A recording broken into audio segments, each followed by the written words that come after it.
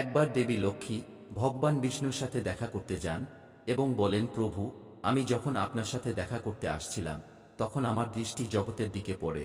সেখানে আমি দেখলাম তিনজন নারী যারা নিজেদের মধ্যে বন্ধু ছিলেন, তাদের মধ্যে দুজন নারী বিধবা হয়ে দুর্বিষহ জীবন যাপন করছে, কিন্তু একজন নারী স্বামীর সাথে সুখী জীবন যাপন করছে।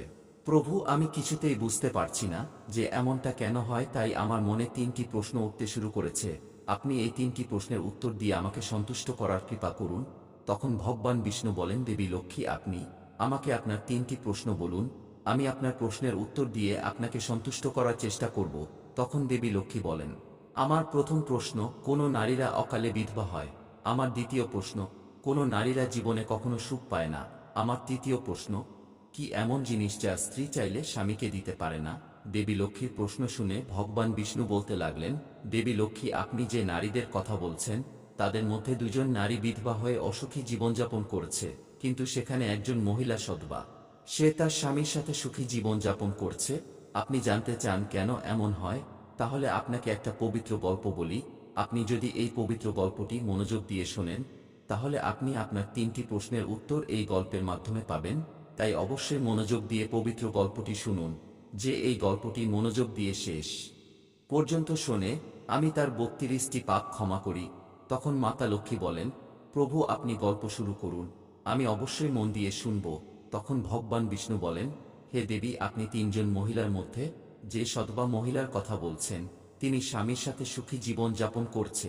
সেই মহিলাটি আসলে একজন রাজা চাকরের স্ত্রী।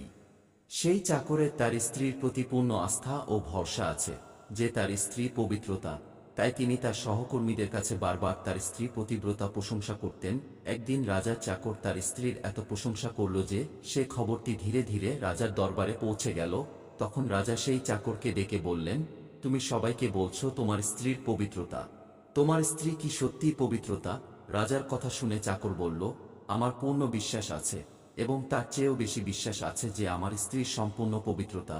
সেই সময় রাজার মহামন্ত্রী বলতে শুরু করেন, আমি যদি তোমার স্ত্রীর পবিত্রতা ধর্ম নষ্ট করি তাহলে তোমার কি শাস্তি হবে? তখন চাকর বলল, আমার স্ত্রীর পবিত্রতা ধর্ম ভঙ্গ করতে পারলে আমাকে মৃত্যুদণ্ড দেবেন, কিন্তু মহারাজ মন্ত্রী মহাশয়, আমার স্ত্রীর পবিত্রতা ধর্ম ভঙ্গ করতে না পারলে তার শাস্তি কি হওয়া উচিত? তখন রাজা বললেন, মন্ত্রীকেও মৃত্যুদণ্ড দেওয়া হবে।